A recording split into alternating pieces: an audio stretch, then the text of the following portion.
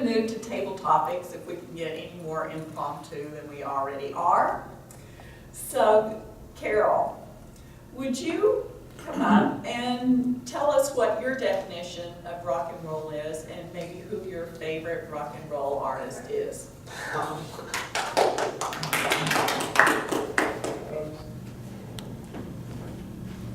Deborah, I think you did a great job on rock and roll.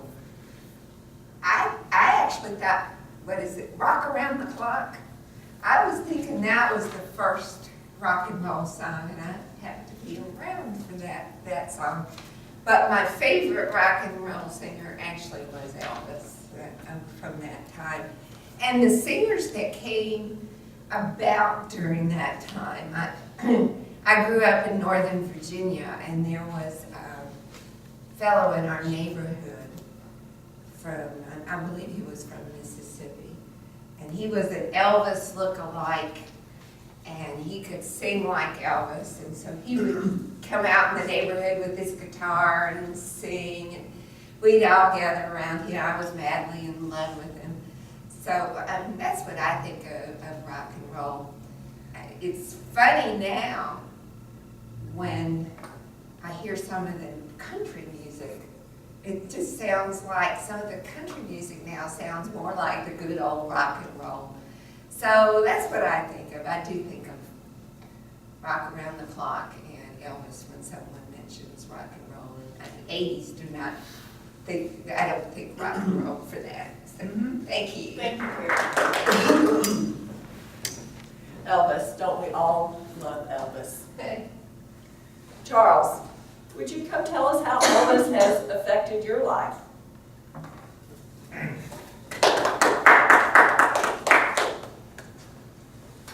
You look like an Elvis guy. Looks can be deceiving. I've given you the wrong impression, wonderful lady. Though I do enjoy Elvis, I like my peanut butter with jelly, not bananas. Deborah, you sounded a little bit earlier that we kind of missed something with Elvis. One of the things, have you ever seen the shots when he did the Elvis Ed Sullivan show? I mean, he was only photographed from his belly button up because the network deemed his wallet as being too sexually attractive for the audience. So he was, John, do you know what I don't know? No, I know what you're talking Yeah, about. I mean, I just never heard it said as a wallet. Well, I was trying to keep it clean for them. I got you. You're right. But I think, Elvis being in Tennessee or from Tennessee, it kind of brings an interest to this. But personally, my favorite rock and roll group would be the Beach Boys. I think my heart's more sentimental to California in that respect and the music they did. And so that's where I would go. And they're a great band. If you get a chance to see them, not only do you get the original Beach Boys, you get all the kids now. Because it's like a band now of about 14 members as they alternate through it. But yes, rock and roll would have not been the same without Elvis, one way or the other. Thank you, Charles. Carol brought up a good point. Some of the people also feel that Johnny Cash was part of the rock and roll movement. So, John, would you come tell us how Johnny Cash has affected your life in country music? Thank you. Wow. So in the South, a lot of people know Johnny Cash, and I would say the song that stands out for me is Boy Named Sue, because I thought that is really pretty funny. And then One Piece at a Time is also a song that I think a lot of people like.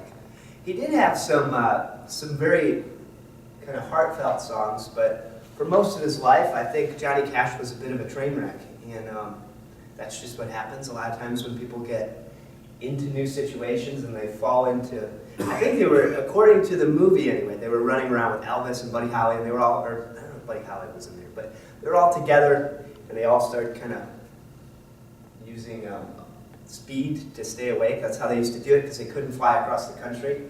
At least that's the impression that I get. They all drove, so they do that to stay up and make their tours. I think that impacted his life, but he's got some great songs. His voice is unique. he definitely made a statement. And I think the last song he ever did was When the Man Comes Around, and it was a Nine Inch Nails song, which is a crazy offshoot of that. But, you know, he definitely made an impact. So I don't know how he impacted me, to be perfectly honest. Okay. Thank you. Thank you, Ron. All right. Morgan, since I know you from your icebreaker that actually I'm older than you are, but you are of that era, same era as I, would you come and tell us about your high school experiences with music and how being in high school and listening to music really maybe affected your life? All right. Well, high school was a detour for me musically. I grew up watching Elvis movies. I remember listening from the back seat of a car at a drive-in theater because my parents were just in high school when I was born, or just out of high school when I was born. So they were Elvis fans. So I grew up as an Elvis fan because I was fed it intravenously as a child. But when I got to high school, I took a big detour. I took a fancy to bluegrass music. And so by the time I started playing music, that's what I started. It was bluegrass music. And it was dueling banjos that got me interested. Me and Carlton Cole both started a two-man group, and I guess we called ourselves Cole and Cryer, or Cryer and Cole, I forget. And one of my first jobs outside of the food industry, if Burger King counts as that, was at a theme park playing probably 7 shows a day, 15 minutes a show. We would just lay it out there. It was in the hot Texas summer sun that we did that. That, of course, brings me back to an earlier table topic where I mentioned one of my first loves, who I met at that theme park. Thank you. Regine, would you come tell us about how maybe rock and roll from the United States has affected other cultures? Sure.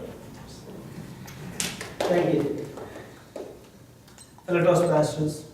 Talking about rock and roll, when I was growing up in India, I didn't know what rock and roll was. Maybe, I'm from South India, Southern India, and maybe the culture did not reach there yet, that time. So I didn't know what rock and roll is. And, I used to watch some, English movies when they show those movies on TVs or, even, going to theaters. But never was able to, distinguish between a rock and roll song or a jazz. I didn't know. I didn't know what is what, and about American culture or anything. So when I moved to US a few years ago, when I heard rock and roll, that's the first time I think I heard about rock and roll. I didn't know what rock and roll was. I was thinking rock. I didn't know. Then I started reading about some books and then watching some TV shows. Then I came to know, okay, this is rock and roll. This is pretty good. So it did not influence me in any way, but it's good that we have a different kind of music that people can listen to and have fun with. Okay. Awesome. Thank you. Thank you. So our first speaker today is going to be Morgan. He's doing speech number 2 from the Confident Communicator Manual. The title of his speech is Your View of Time. Timer is 5 to 7 minutes. So help me welcome Morgan. Thank you. Oh, I'm sorry. Toastmasters, okay. I want to talk to you about something that is the most significant factor, or one of the most significant factors in determining your success and rewards in life, and that is your view of time. I'll explain what I mean.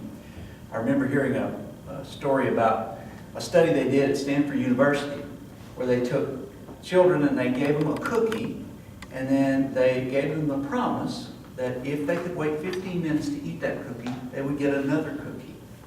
Some of them could, some of them couldn't. But the most interesting thing is they went back later and they followed up with these kids later in life, and they found that the ones who were able to wait, the ones who were able to think strategically into the future, even 15 minutes as a child, when they became adults, they were much more successful. Higher test scores, lower body fat rate, things like that. Higher success in general. I remember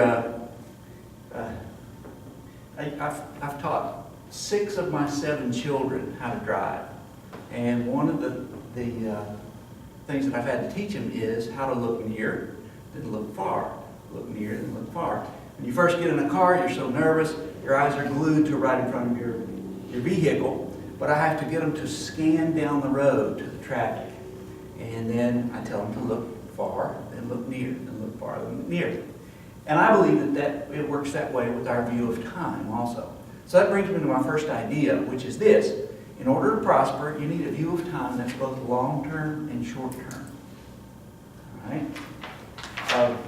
It's easy for us to look at our short-term because it's always in our face. You know, our now, our next hour, our next meal. But it's also equally easy for us to forget that we have a long-term. That is our year, our next 5 years, or even our lifetime. So you need a long-term and a short-term view of time. I would define this ability as faith. The ability to look forward and see something that doesn't exist or isn't visible yet. The future. Well, that brings me to my next thought, though. And is, how do you build your view of time? You build your view of time as you grow older. Think about it. When you were first born, you had no view of time whatsoever. You were completely in the present. So you had a zero view of time. When you needed something, you cried out, somebody gave it to you immediately. But then, if you had wise parents, they began to delay your gratification, and they extended your view of time. No, Johnny, you cannot have a snack. You have to wait till supper, right? So you get a tiny extension of your view of time. And then by the time you get into your school years, you've extended it even further. Maybe you heard yourself say one time, I've got to study because Christmas vacation is coming up, so these next 2 or 3 days are going to be tough, but I'll finish well in the semester. So here you go. You've got 0, and then it moves a little further, and then it extends a little further. You keep extending your view of time as you grow older, little by little. But that brings me to my third thought, and that is this. Why? Why should I urge you to extend your view of time? And that's because I believe that life rewards you in proportion to the length of your view of time. I remember when I first got started in the workforce, I had to extend my view of time a little further. How far? 2 weeks. 2 weeks between paychecks, that's about how far you think if you're an employee, right? You have to think in at least 2 weeks. So you get it extended even a little further. Now, I once bought an apartment building downtown Nashville, and it rented by the week to people who could only think into the future about a week. And most of them couldn't even think that far because I got more excuses than I got rent checks on Friday most of the time. But let's turn around and think in the other direction. What if you're, instead of an employee, you're a business person? Well, then everything changes. You have to actually extend your view of time further out. So the reason is you don't have a guaranteed 2-week salary. Not only that, you have to show up for work and not get the salary, but you have to drag money with you to get that business started.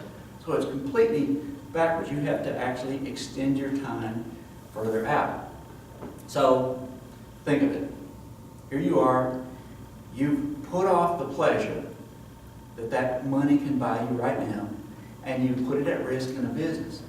And that business will then serve the immediate needs of other people, your customers, your employees. So somehow you've extended if you're a wise business person, extended your view of time, maybe as much as years, years upon years. So you have a choice. We've even given names to people. You can be a taker, stuck like an infant in the present tense, or you can be a trader, trading your time for money 2 weeks at a time, or you could be an investor, and that's somebody who has put off the luxury of being able to get that guaranteed short-term money for short-term time. But just remember, it's the folks who can put it off the longest that get the biggest rewards. So, what have we learned here? We've learned that you've got, in order to prosper, you need a long and short view of time. And you build that time up as you grow older. And then you actually will be rewarded in proportion to how effectively you do that. So it's like I tell my kids, you need to look short and long. You look near, then you look far. Thank you. Our speaker today is going to be John. Title of his speech is Apostle and Send-Off. It's number 5 from the Confident Communications Manual, and Daryl, his time is 5 to 7 minutes. Okay, help me welcome John. Thank you.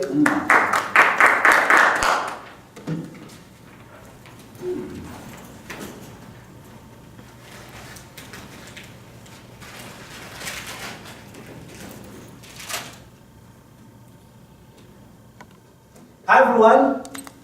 Hey. Hi. Hello. Hello. Did everyone have coffee this morning?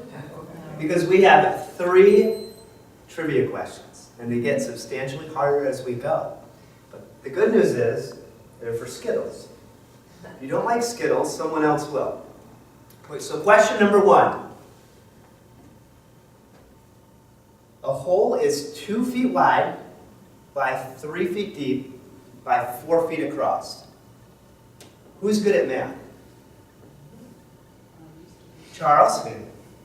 Morgan? Richie?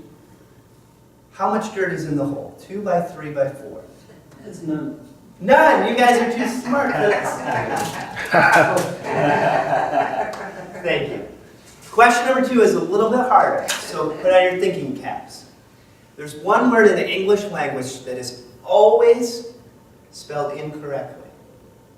Every time. What is it? Incorrectly. That is correct. Now the last one, I think you guys will have a hard time with because it's actually a riddle. Number 3, who thinks they can get it? Reggie? I don't like Skittles much, but I try. Okay. We'll take it. When you have it, you want to share it. But when you share it, you don't have it anymore. What am I?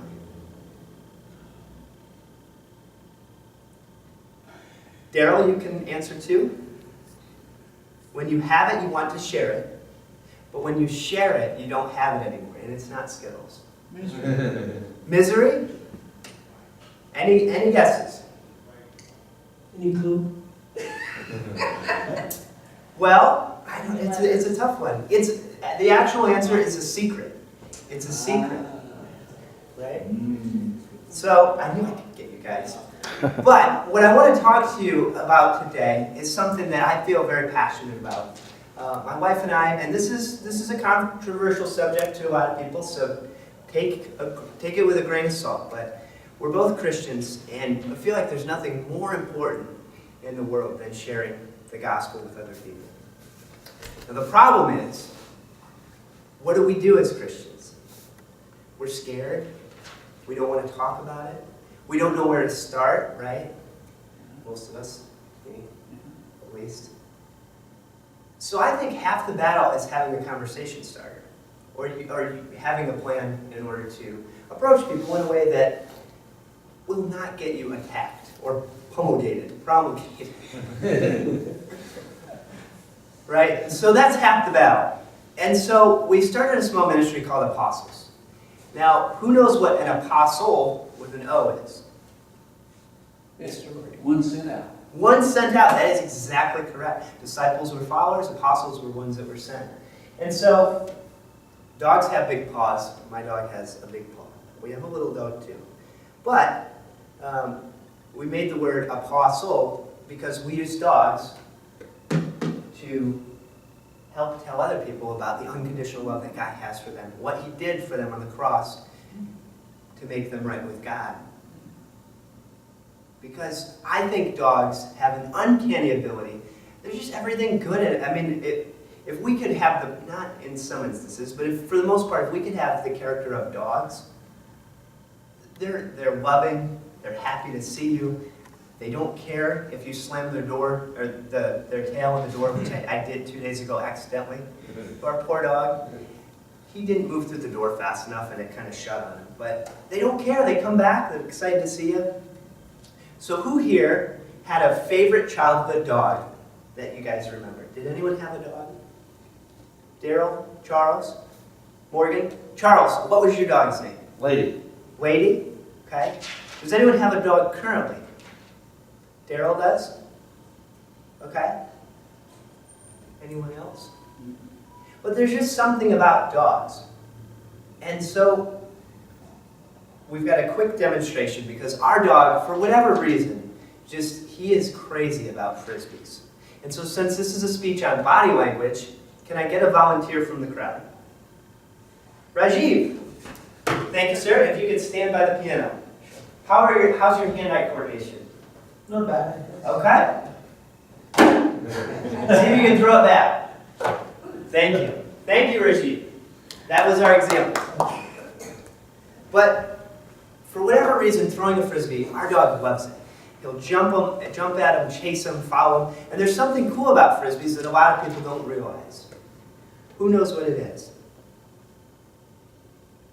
You can actually mail them. You can write on them and mail them, just like a postcard.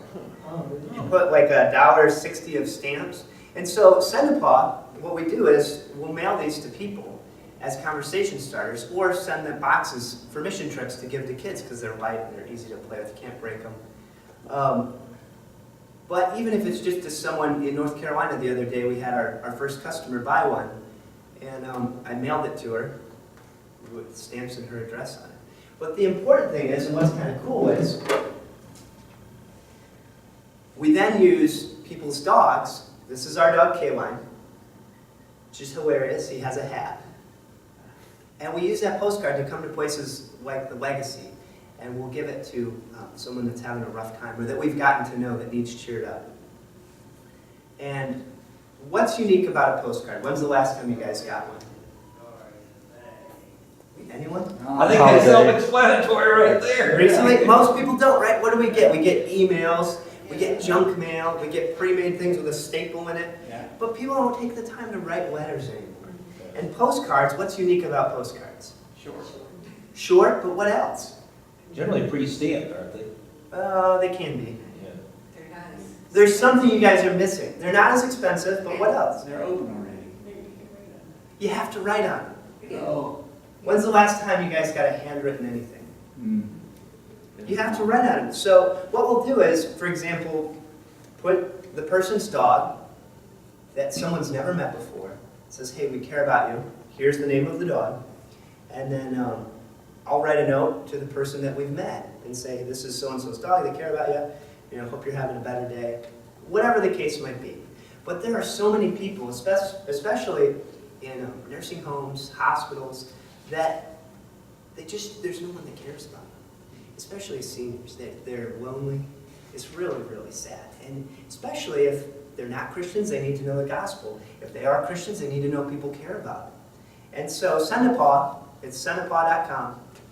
And we're not trying to make a fortune off of it. We don't really care about the money. We've put a lot into it, but the key is just hopefully getting people involved to share their faith. And funny things like this, you know, putting your dog on a postcard can make a huge difference in somebody's day here or in other parts of the country. And so if you have a dog and upload it to our Facebook page, I would really appreciate it because we've got our 2 dogs. It's nice to have other people involved so that people know that you care. And so if anyone has questions or if I can help in any way clarify what does all this mean, because I know I'm going over on time, I would really like to, because for me, this is what I want to do, to Morgan's point, for the next 30 or 40 years of my life, is build up apostles in Cinepod to let people know we care, and ultimately use a therapy dog to come in and visit people, kids in hospitals or here. We don't have one right now. Our dogs have the wrong temperament, so that's why I had to use the postcards. And it actually is kind of a blessing in disguise, because it made me think, other than, okay, well, I can't take my dog in, what else can we do? Well, we can do a postcard, and we can do Frisbees, and we can do other things. So I really appreciate everyone's time. If you guys have any questions, I would be more than happy to talk. And have a great weekend. Thank you. Hello Toastmasters, it's glad to be back after a long hiatus. So before we get into the individual evaluations, before we get into detail, meeting evaluation, let's get started with the individual evaluations. So we had two speakers today, John and Morgan. Let's start with Morgan's evaluation, and Carol will be doing that. Please welcome Carol to evaluate Morgan's speech. Fellow Toastmasters, and especially Morgan. Good morning. Morgan was speaking from the Competent Communicator Manual, the second project to organize your speech. And I'll start out by saying, did Morgan fulfill his goal? Yes, you did. Your speech was very well organized. From the title, which was your view of time, all the way through the transition to your conclusion. So you carried out your organization very well. The opening, I thought, was done very well. The opening was personal. It told a story of teaching 6 of 7 kids to drive. You had me right there. I taught one, and that was enough. I hired Brent with driving after that. But you used that as an example. It was a personal example that it really carried through the theme of your speech. The body was very well organized. We knew your points, and you pulled your transition from one point to another. One of the comments I would have on your transitions, although they were done very well, each one started with the so. So. Which is hard to do. I started to say, so done. But it was really hard. I noticed people use that as a transitions. You were very relaxed when you spoke. Your timing was well done. A comment I would have is maybe put a little more variation in your speaking. And maybe even just louder in places and lower. But that comes with practice. And one more comment I would have was on your conclusion, because you had a good title, strong opening, and your body was very good, but the conclusion could have been pulled together a little more. But it was a very good organization speech, well done, and I look forward to hearing more speeches. Thank you. Thank you, Carol. John's speech. Okay. John, put you to work. What is it? Oh, evaluate you. Yes. Ironic. Yes, that's referred to as the leadership manual. But don't get too engrossed in this. John's present. I'll get it. No, I get it. Just get one of them there. They should be closed.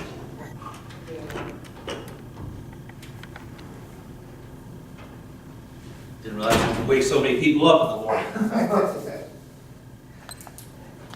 John's speech was number 5 in the Competent Leadership Manual.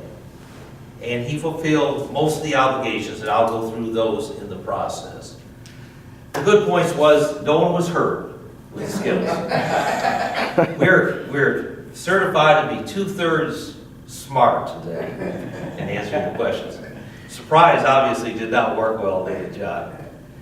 But he was get his audience involved with gestures, keeping contact. You had excellent eye contact throughout the speech, and you introduced the idea of thinking forward and working, and then you shifted into your building your perspective in a larger realm in helping people as an apostle. Am I saying that right, John? And then St. Paul, dealing with the dogs, right? So this is where his process, so he got you involved, and then he went on how he is taking this with the dogs in being involved. And it's a very worthwhile cause. Because I know some friends that have got, I forget the term right now, a pet that can go into nursing homes. It is certified to be, I won't say passive, but non-aggressive, I guess is the best one. And I would suggest you get a Labrador Retriever. What kind of dog do you have? They're both adopted. One's a Yorkie and one is an American Bulldog German Shepherd mix.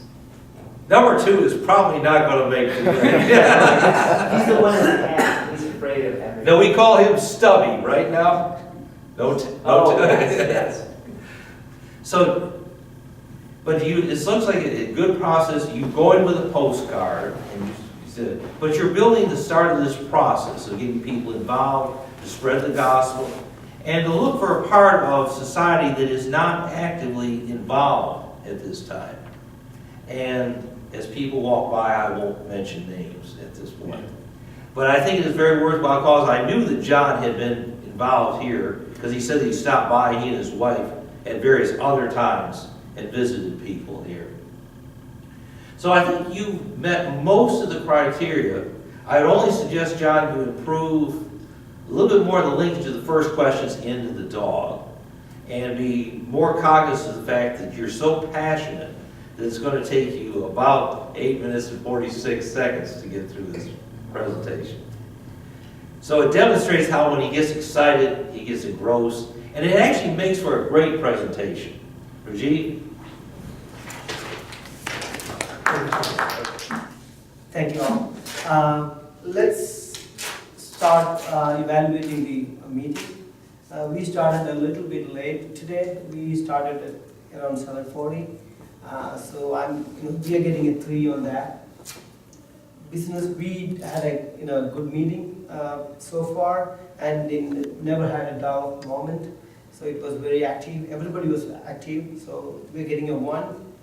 Table topics, we had an excellent table topics session today. I think almost everybody participated in that. So we're getting a 1. Guest, we didn't have any, so we're getting a 3. I'm not going to go for 5.